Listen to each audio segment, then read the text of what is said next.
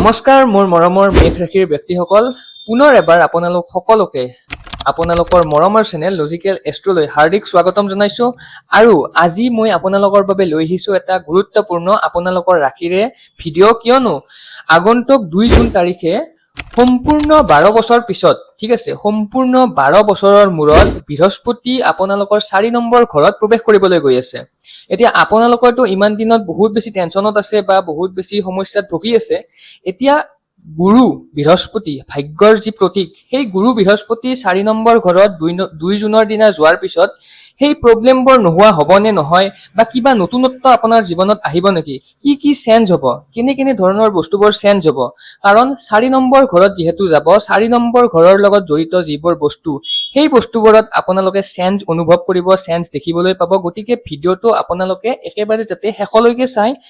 আৰু মেইন কথাটো হৈছে আপোনালোকে কি কৰে যে কিছুমান এনেকুৱা ভিডিঅ' চাই থাকে যিবোৰ ভিডিঅ' ইউটিউবত কোনো এষ্ট্ৰলজাৰে বনোৱা নাই।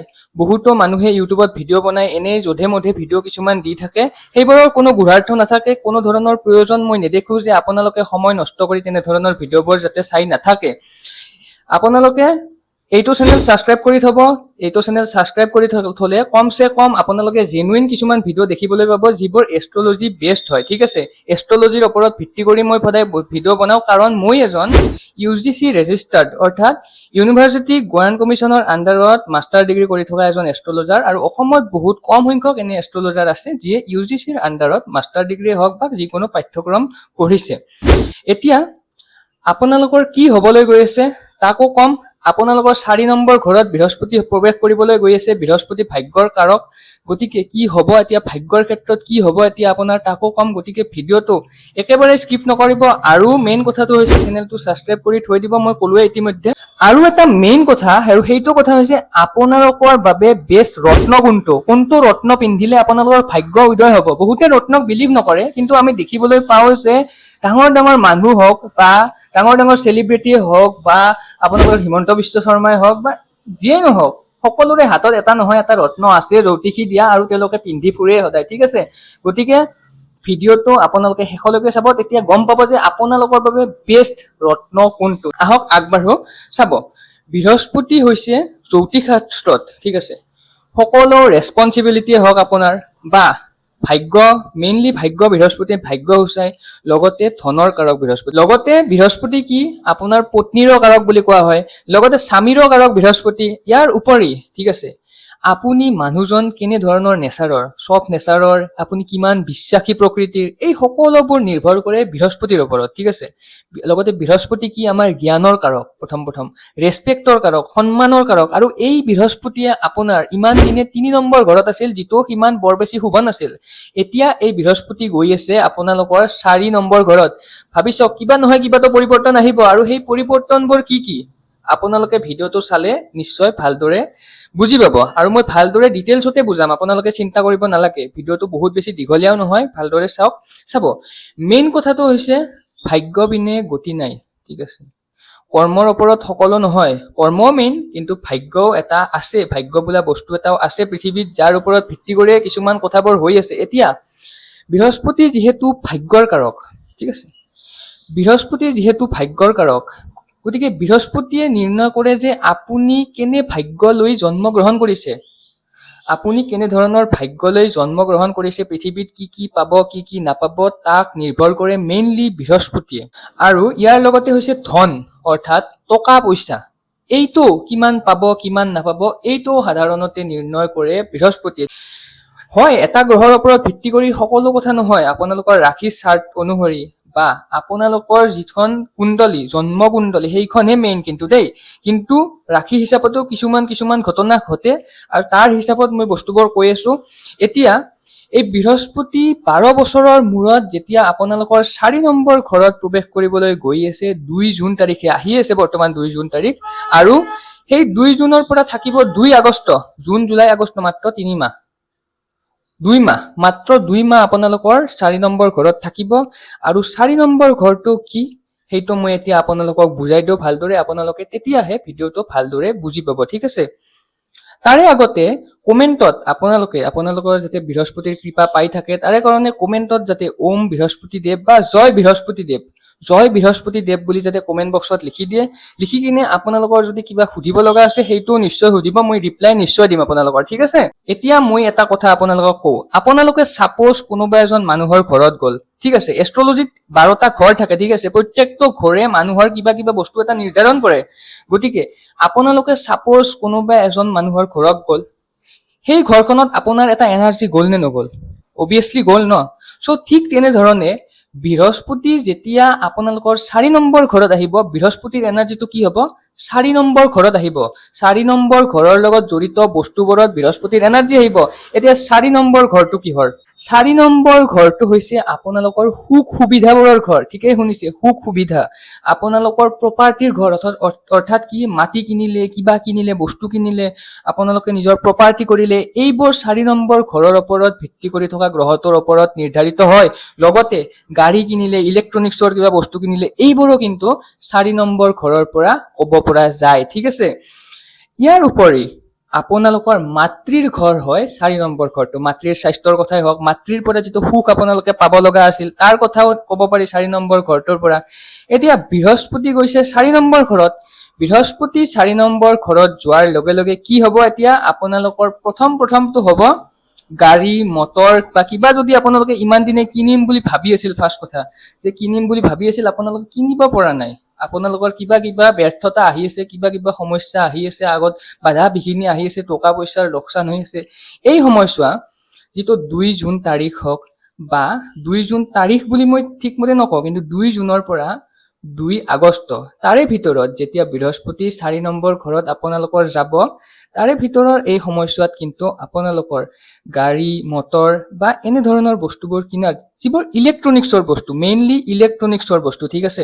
ফ্ৰিজ হওক, জেনেৰেটৰ হওক, যিকোনো বস্তু যদি আপোনালোকে কিনিম বুলি ভাবি আছে, ইমান দিনে কিনিব পৰা নাই, কিনিম বুলি ভাবি আছে কিনিব পৰা নাই, এইখিনি সময়ত কিন্তু আপোনালোকে সেইটো বস্তু কিনাৰ ক্ষেত্ৰত, যিহেতু বৃহস্পতি ভাগ্যৰ কাৰক, মই কৈছোৱে, গতিকে সেইটো বস্তু কিনাৰ ক্ষেত্ৰত ভাগ্যৰ সহায় আপোনালোকে পাব।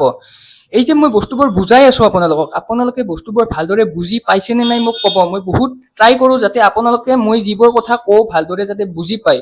মোৰ মাজে মাজে এনেকুৱাও লাগে যে মই যিবোৰ কৈ আছো আপোনালোকে বুজি পায় নে নাপায়, নে মই এনেই কৈ আছো ভিডিঅ'টোত আপোনালোকে আৰু বুজিয়ে পোৱা নাই। গতিকে এবাৰ কমেণ্টত আপোনালোকে নিশ্চয় ক'ব যে বস্তুবোৰ মই যিবোৰ ক'বলৈ ট্ৰাই কৰি আছো, আপোনালোকক বুজাবলৈ যিবোৰ ট্ৰাই কৰি আছো, আপোনালোকে বুজি পাইছে নে পোৱা নাই, ঠিক আছে। ইয়াৰ উপৰি কি যে বৃহস্পতিয়ে আপোনাৰ কিছুমান দৃষ্টি নিক্ষেপ কৰে।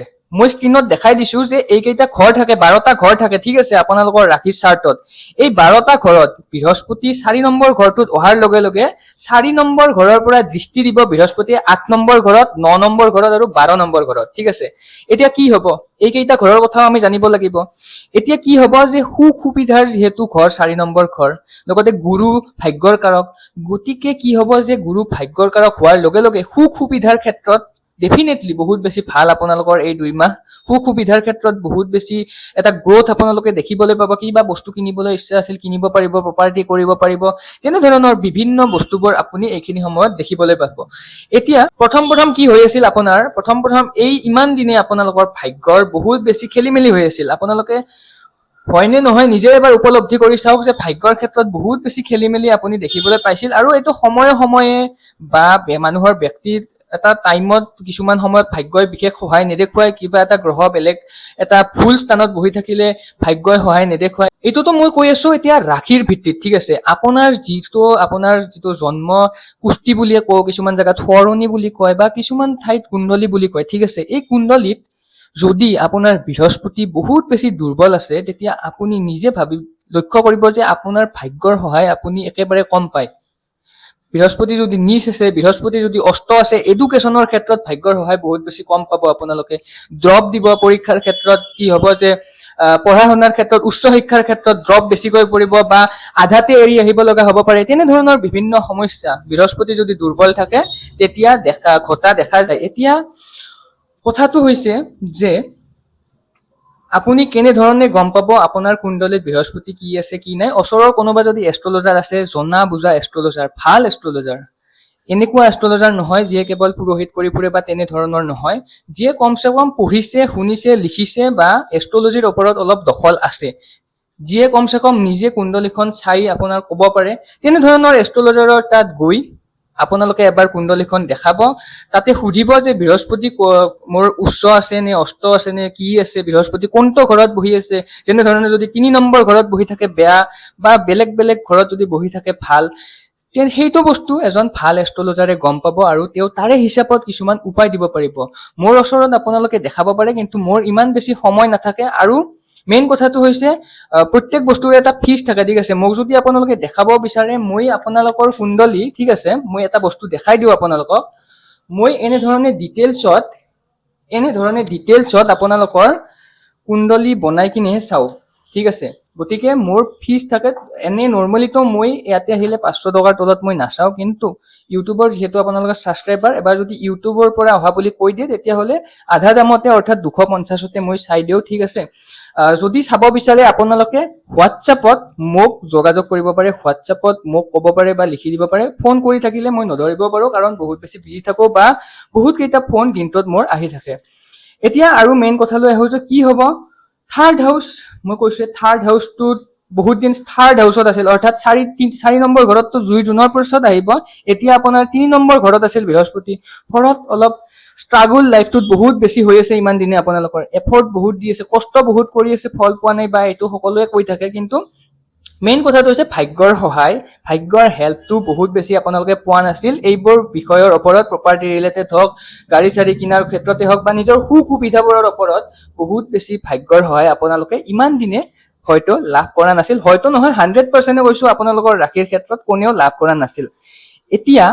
এতিয়া কি হ'ব, ত্ৰিকোণ কেন্দ্ৰ ৰাজযোগ হ'ব 2 জুনৰ পিছত, আৰু ত্ৰিকোণ কেন্দ্ৰ ৰাজযোগ হোৱাৰ ফলত, ঠিক আছে, বৃহস্পতি 4 নম্বৰ ঘৰত অহাৰ ফলত ভাগ্যৰ সহায় প্ৰবল হৈ পৰিব। ভাগ্যৰ সহায় প্ৰবল হোৱাৰ ফলত গাড়ী মটৰ কিনাৰো যোগ আহিব, গাড়ী মটৰ কিনাৰ ক্ষেত্ৰতো ভাগ্যৰ সহায় পাব, টকা পইচা নিজে নিজে যোগ হৈ যাব। আপোনালোকে যদি অলপ ট্ৰাই কৰি দেখিব পাব যে টকা নিজৰ হাতত ৰৈ আছে, খৰচ হৈ যোৱা নাই ঠিক তেনেধৰণে।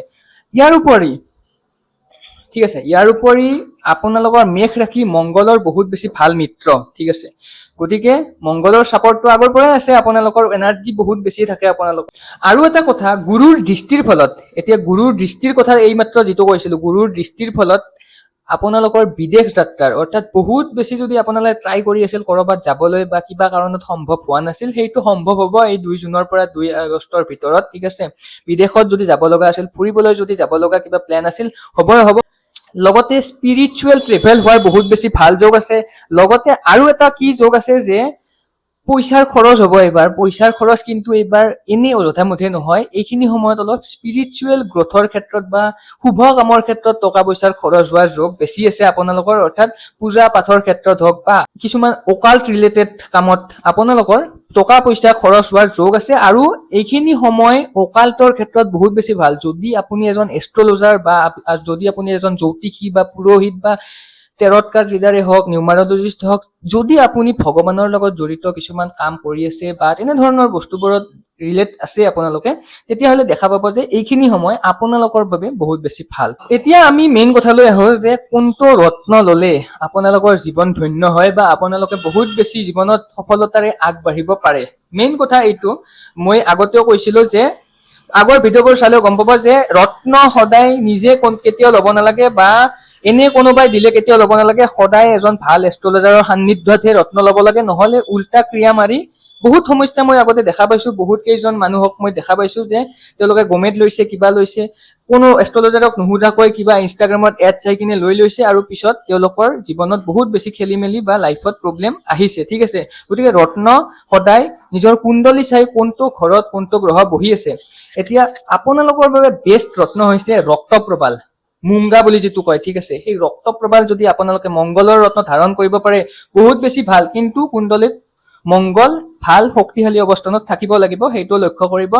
আৰু আপোনালোকক যদি ৰত্ন লাগে বা ৰত্ন পিন্ধিম বুলি ভৱিষ্যতে ভাবি আছে বা কোনোবা এষ্ট্ৰলজাৰ যদি ল'ব দিছে, তেতিয়াহ'লে আপোনালোকে মোৰ লগত যোগাযোগ কৰিব পাৰে। মই বহুত কম দামতে বহুত প্ৰিচিয়াছ ৰত্ন আচলতে আপোনালোকক দিব পাৰোঁ, কাৰণ মই ডাইৰেক্ট হ'লচেল লৈ আহোঁ কলকাতাৰ পৰা, আৰু সেইকাৰণে মই অলপ কম দামতে আপোনালোকক দিব পাৰোঁ। মাজৰ যিটো দামটো বাঢ়ি যায় সেইখিনি আপোনালোকে মোৰ তাত নাপায়, ঠিক আছে। আৰু ভিডিঅ'টো এইখিনি আছিল যদি ভিডিঅ'টো ভাল লাগিল আপোনালোকে চেনেলটো সাবস্ক্ৰাইব কৰিব লাইক কৰিব আৰু শেষলৈকে যদি চাই আছে আপোনালোকে কৰ পৰা ভিডিঅ'টো চাই আছে নিশ্চয় জনাব তেতিয়াহে মই গম পাম যে মোৰ ভিডিঅ'বোৰ কলৈ যায় বা কৰ পৰা আপোনালোকে চাই আছে ধন্যবাদ